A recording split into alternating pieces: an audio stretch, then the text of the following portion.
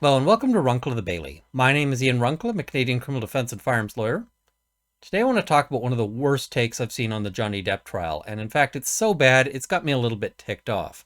So this is Michelle Dauber on Twitter, and she says, "Of all the women who suck up to male power, women lawyers are the absolute worst of the bunch. Desperate to prove that they are real lawyers," which she puts in scare quotes, and understanding that being a woman undermines their identity as lawyers, they throw women under the bus as hard and fast as they can. And of course, she's got a picture of Camille Vasquez there. Now, this isn't some random idiot on Twitter. This is actually a law professor at Stanford University. So somebody who ought to know better, and somebody who considers herself a bit of a public figure. You can see she's got the blue check there. Now, she then goes on to show a number of female lawyers who have represented high-profile clients in very difficult litigation, and in each case, she describes them as a skirt. So Bill Cosby, Brock Turner, Harvey Weinstein, Cuomo, and it just keeps going. R. Kelly, Scott Peterson, Ghislaine Maxwell. It just keeps on going. She doesn't, slow down at all. Now, this is really a toxic line of reasoning and it's an incredibly sexist line of reasoning because in all of my years of criminal defense practice, I've represented some unpopular people. But one of the things I never get accused of is I never get accused of being some sort of gender traitor as a result of that. That's a line of criticism that we reserve for women for some reason. And that line of criticism could honestly just go away entirely. Michelle Dauber, as I mentioned, is a law professor at Stanford University, so she should know what being a lawyer is about, and that is representing your client and your client's interests. And even unpopular people, even bad people, deserve representation because they need somebody there to say, hey, maybe it's not the way you think it is, or hey, maybe it's not as bad as you think it is. Our entire justice system is predicated on the notion that people get representation. And I will say that for each of these high-profile clients, the litigation would have been extremely difficult, extremely stressful, and it looks like, at least in Camille Vasquez's case, because that's the one I watched through beginning to end, she did an admirable job. She did an amazing job. In fact, she came in and she did exactly what you would expect to do. She is a role model for any lawyer looking to go and engage in this kind of very difficult, high-profile, stressful litigation.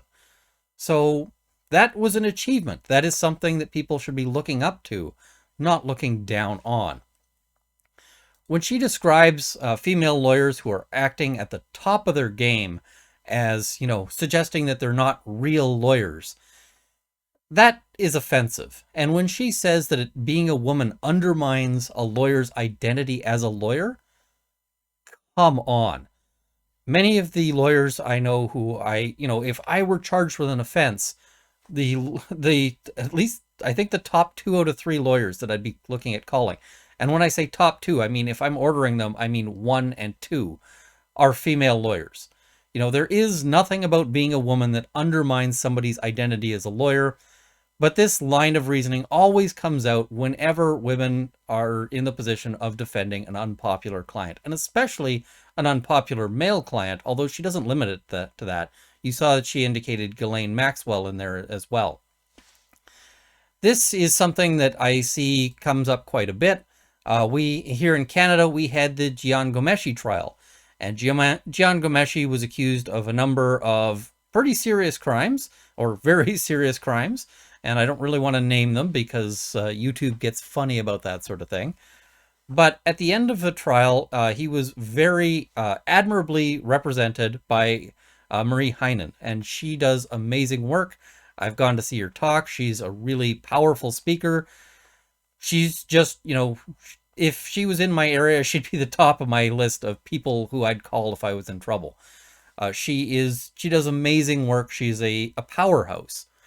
Simply put, she's the sort of lawyer that anyone working in criminal defense, or really criminal law in general, should be aspiring to emulate. She's got amazing skills, amazing poise, amazing command of a room. She's got all of these abilities, and yet people like Michelle Dauber are going to suggest that she's not a real lawyer, or that the only reason she's doing this is to suck up to male power. I'm sorry. I don't think Marie Heinen needs to suck up to anybody. The other criticism that you get is, oh, well, she should have been representing the complainants because, they're women and she's a woman. Well, she was able to show that they were not honest under oath several times, just like Camille Vasquez was able to do in the Johnny Depp trial. And so, I mean, really, as a defense lawyer, you don't really pick your side. You take whichever client needs you. But this notion that, that everybody who comes in, just by virtue of their gender, that we need to sort of sort this out, is really obnoxious. I'm sorry, but criminal defense may be difficult at times, and we should have tremendous respect for the men and women who take it on, because it can be a difficult burden representing people who might be unpopular.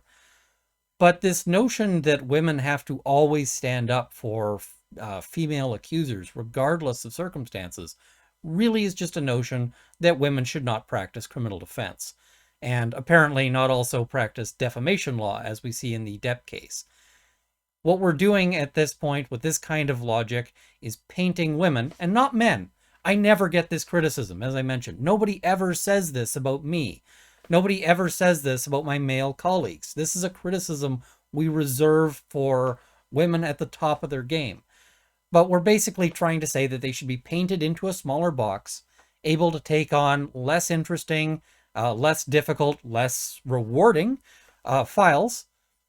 Basically, what they're saying is that female lawyers should be, in some fashion, a lesser than version of male lawyers in the profession. And I cannot agree with that. That is repugnant to me. And it really annoys me that this is coming out of the mouth of a law professor. This should not happen. Stanford, do you guys not have some sort of anti-discrimination policies or something along those lines? Because she's posting all this with, your tagline on it. It's concerning. But yes, this is something that just really annoys me, and I really wanted to share that with you guys. Law is about, in many cases, taking on difficult clients and difficult causes.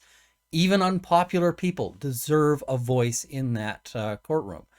And every lawyer deserves the opportunity, and deserves the opportunity without this sort of unjustified, sexist, ridiculous BS, to be there and to carve out their place.